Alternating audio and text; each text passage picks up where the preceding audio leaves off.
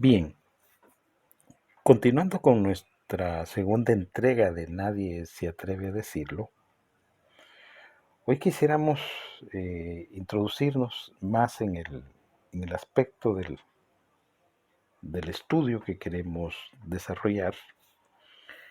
Sabemos que como principio fundamental los buenos estudios en las escrituras son complejos, complicados, difíciles, y creemos que este va a tener esa misma característica por la complejidad del abordaje de la multitud de temas que tienen que tratarse. Quisiéramos como preámbulo, como introducción, anclar un poco al, al auditorio, al estudiante, al oyente, en cosas que son como muy puntuales, como que muy elementales, muy básicas y que deben de aclararse y establecerse desde el inicio. Los paulinos, que tienen como líder a Pablo, utilizan el texto este de Primera de Tesalonicenses capítulo 5 versículo del 13 al 18 para fundamentar su doctrina, su falsa doctrina del arrebatamiento. Bueno, establecen una serie de cosas, pero lo que nos interesa es identificar profecía. Y tienen ellos, además de que a Pablo lo tienen como el ideólogo de esta falsa doctrina del arrebatamiento, también lo tienen como que es el arquetipo o la estructura elemental de todo lo que se va a desarrollar en el fin de los tiempos. Cuando uno estudia profecía, o la ciencia en específico que es escatología, uno debe estar claro en algunos elementos fundamentales, que son los que considero yo son como la brújula que nos va a decir a nosotros hacia dónde nos debemos de dirigir o hacia dónde no debemos caminar también. Algo así sería la idea.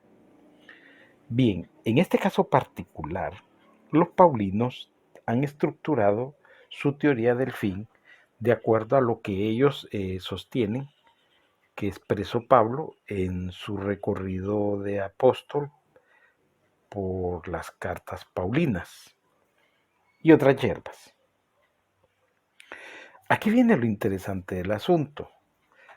Hay que establecer algunos hechos que son que creo yo que son como fundamentales, digamos, por ejemplo, a saber, eh, la epístola de los tesalonicenses, o sea, la carta de Pablo a los de Tesalónica, entiendo yo que fue escrita desde Atenas posiblemente en el año 51. Ahí, esto no es una cosa que sea como muy importante dejarla bien especificada, solo es una cuestión de que hay que conocer. Hay que estar claros de que esta carta aproximadamente apareció o se escribió, según algunas versiones, en el año 51 se supone que posiblemente fue escrita desde Atenas. Eso lo digo no porque no tengo el interés en este momento de profundizar con respecto a los orígenes de esta carta, sino que es como un hecho aceptado de que más o menos por el año 51 apareció de nuestra era. Eso ya nos da un hecho. El segundo hecho que nosotros consideramos importantes es que Apocalipsis también aparece ya para el final del siglo. Muchos años después de que Pablo ya había muerto, apareció el libro de Revelaciones. Se entiende y hay que comprender claramente que en las escrituras hay distintas formas de cómo nos han llegado a nosotros algunos textos. Demos, por ejemplo, yo cuestiono el libro de Génesis, porque en el libro de Génesis se dan una serie de arbitrariedades, se dicen cosas que no son ciertas, se manipularon hechos que la historia demuestra que son falsos, que no son ciertos, que no son correctos. Y hay que estar claro que muchos de los primeros capítulos de Génesis aparecen más por la tradición oral, que en eso sí hay un estándar en cuanto a exégetas, arqueólogos, traductores, lingüistas de las escrituras. Mucho de los inicios de esta escritura es de origen o de procedencia de la tradición oral. Eso significa que unos se los pasaron a otros se los pasaron a otros, y bueno, existían muchas historias, se recogieron algunas, otras no se recogieron, pero tampoco ese no es el tema. Pero lo traigo a colación porque tenemos que estar claros que una cosa es lo que escribe Pablo, el apóstol, y otra cosa es lo que revela Dios, que creó el libro de Apocalipsis.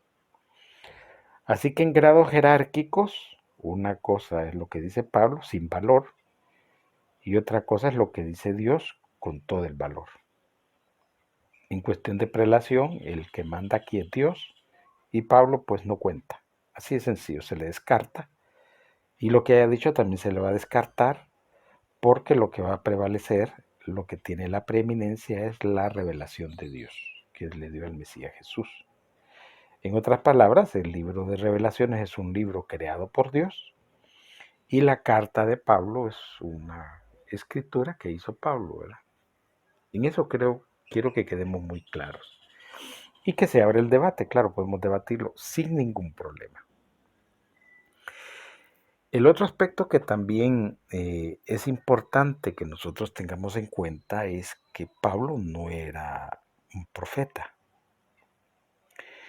Y este tema de las profecías y de los profetas es un tema complicadísimo, complicado. Porque los paulinos no pudieron entender nunca el accionar, el trabajo, la estructura, la forma de desarrollar las cosas del Espíritu Santo. Otro tema complicado. Solo de pensarlo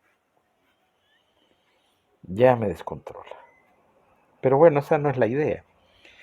La idea es que tenemos a una persona que no es profeta,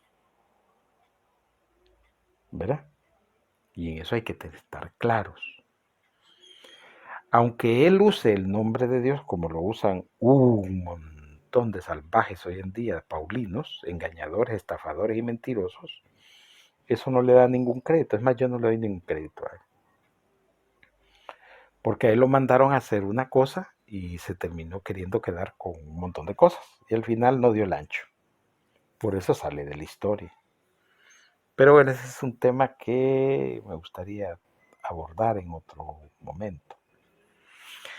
Entonces establezcamos lo siguiente: Pablo no era un profeta. Segundo, miren qué cosa tan más interesante. En el antiguo pacto, los profetas tenían un protocolo, un método de desarrollo. Este método y este protocolo no sobrevive en el nuevo. Lógico, lo hemos ya discutido, lo hemos ya hablado. El mismo Mesías Jesús claramente estableció que no se debe poner vino nuevo en odres viejos. Por lo tanto, los profetas modernos no tienen nada que andar haciendo con las estructuras de los profetas de la antigüedad. Nada que ver. Pero aquí es donde la mula bota Genaro. Porque los predicadores, entre comillas, los profetas de hoy en día, se parecen más a los del antiguo que a los del nuevo. ¿Y por qué creen que se dé ese extraño fenómeno hoy en día? Las instituciones. Nosotros hemos hecho un profundo abordaje de las instituciones que no fueron desarrolladas, y una de esas instituciones que no fue desarrollada es la profecía de las escrituras del nuevo pacto. no las profecías que tienen que ver con el antiguo. Son dos cosas totalmente distintas y en eso tenemos nosotros que estar muy claros. Pablo no era un profeta, pero se comportaba como si fuera un profeta de la antigüedad, cosa que no tenía nada que ver con la estructura montada por el Mesías, perdón, y seguida por el Espíritu Santo, que es el que administra la iglesia de Dios hoy en día. Entonces imagínense qué problema tan más caballo el que tenemos, tan más salvaje, tan más complicado. Estos paulinos, como no conocen la estructura de la profecía moderna, no conocen a los profetas modernos, no saben de esta cuestión, entonces ellos lo que han hecho es copiar a los profetas del antiguo pacto, ponerse el ropaje de los profetas del antiguo pacto, los códigos y la jerga del antiguo pacto y venderse como profetas del nuevo pacto. Vino nuevo en odres viejos. O, o, en otras palabras, estafadores, mentirosos y engañadores. Entonces imagínense qué problema el que tenemos hoy en día, que considero yo que también debería de abordarse esta institución que no se creó de la profecía moderna. Porque se van a fijar ustedes que estos paulinos modernos se parecen que no hayan como parecerse más a judíos que a creyentes, cosa que el Mesías Jesús no imaginó siquiera, ni pensó ni siquiera que esa era la idea que traía él cuando vino a predicar la buena noticia del reino. Porque el problema que tenemos hoy en día es que no hemos entendido ni qué vino a hacer Jesús. Muchos dicen que vino a salvar a la gente, por lo que escribe Juan. Otros dicen que vino otra cosa, otros dicen a otros dicen otra, y hay unos salvajes y unos bárbaros que dicen que hasta se metió a escondidas con María Magdalena y creó una descendencia, y salen unos bárbaros ahí con unas estupideces de unos libros del código de no sé qué paja, y es que mentira la que traen estos engañadores y estafadores, y que el linaje de Jesús, y que la sangre, y que esto llega hasta acá, y que hacen películas y que escriben libros estúpidos y tontos porque no entienden a Dios. Ese es el problema que tenemos. Bueno, el problema aquí viene a pegar otra vez porque tenemos a los paulinos que parecen profetas de la antigüedad que profetas del nuevo pacto. Bien, esto es importante que se tenga que tratar. Conocer a los verdaderos profetas. No estos estafadores y estos mentirosos, estos engañadores que pasan diciendo que Dios les habla, que les revela, que les dice. Bueno, imagínense que son tan bárbaros y tan salvajes que empiezan a decir un montón de locuras paulinas, pero terribles. Son una vergüenza y son una barbaridad que uno ya no haya ni qué decirles ni qué hacer. Bueno, pero ese no es el asunto. El asunto es que hay que establecer que Pablo no era profeta. Y desde el momento que no era profeta, desde ese momento ya nosotros tenemos un problema. Bueno, tenemos un montón de problemas, pero tenemos un problema serio. Y es que este señor, Pablo, además de que no era profeta, hablaba en nombre de Dios. Y decía que en nombre de Dios, él tenía revelación divina. Y esa revelación divina, según lo que él dice, según lo que él dice,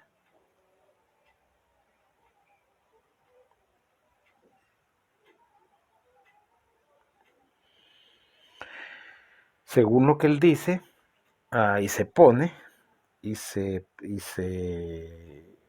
vende, y se enseña, es que él hablaba con autoridad de Dios, o por lo menos la autoridad del Mesías Jesús. Entonces, tenemos un problema serio. Diría un asunto complicado. Y esta complicación es la que ha trascendido a través de la historia. Habría que tratar de sentarse a elaborar un mapa referencial y una línea de tiempo de cómo los, entre comillas, profetas del nuevo pacto fueron consolidando su corrupción religiosa, pagana y amorfa con relación a lo que se instruye o lo que se dejó establecido en las escrituras para los nuevos profetas. Como ven, y como lo dije al inicio, este es un estudio, considero yo, bien complicado.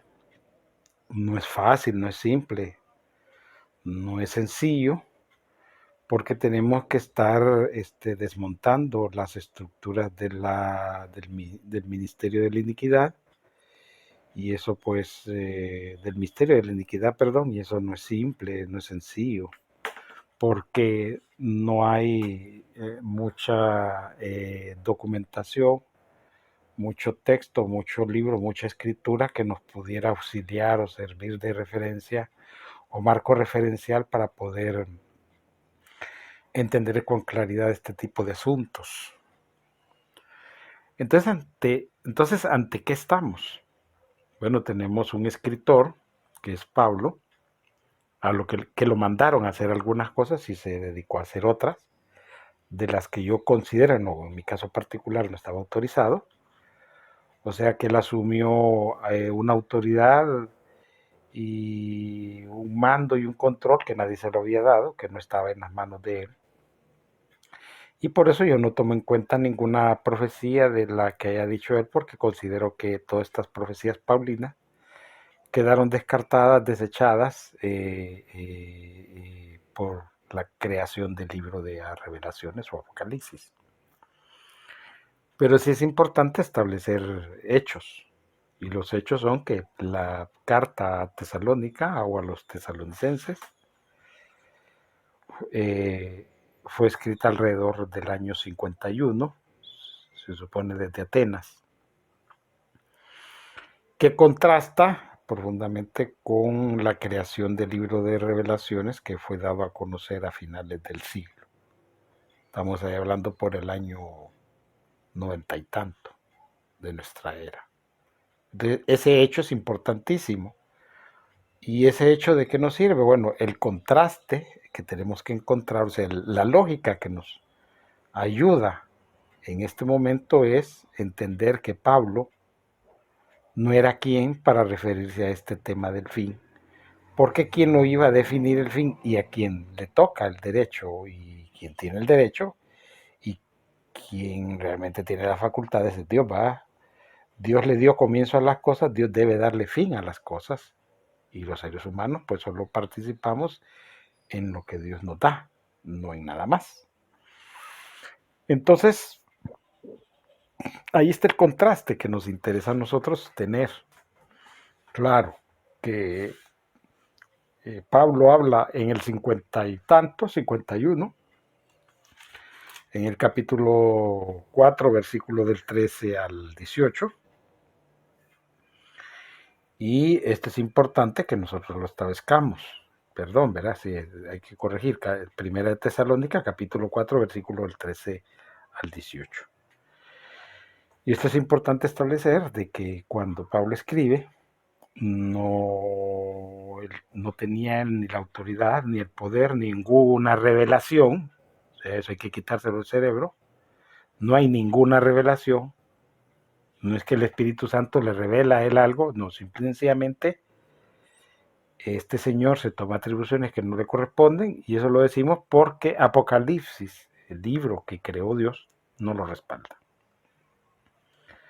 Y esto consideramos nosotros fundamental dejarlo establecido. Es una cosa que, o sea, el estudio como tal, es una de las cosas que deja muy claro. Es un hecho fundamental para nosotros. Pablo escribe alrededor del 51 de nuestra era, escribe desde Atenas, la carta de Primera Tesalónica o de Tesalonicenses, pero hay que establecer que Pablo no era ni, ¿cómo se llama? Un profeta, no era profeta de Dios, mucho menos, no había recibido ninguna revelación, nadie le había tirado maicillo, como decimos vulgarmente, sino que este señor se dispara y empieza a hablar según él, porque como él habla, lo que él diga, así se va a cumplir. Y eso no es cierto, ¿verdad? Y eso es lo que ocurre con un montón de paulinos hoy en día, todas esas iglesias estafadoras y pastores, predicadores, profetas y apóstoles estafadores que dicen que Dios les habla, que Dios les da el mandato y siguen el procedimiento, el protocolo del antiguo pacto. Que eso no existe porque ya Dios a través del Espíritu Santo administra la iglesia de otra manera que no tiene nada que ver con eso. Siempre les recordamos escribir al correo electrónico de la iglesia. La dirección es laultimaiglesia@gmail.com. Siempre los invitamos a visitar la página web. La dirección electrónica es laultimaiglesia.com. Vamos a continuar con este estudio. Es una cosa compleja, muy complicada. Ni siquiera hemos entrado a lo que queremos debatir. Solo estamos estableciendo las reglas que van a dirigirnos hacia donde queremos llegar.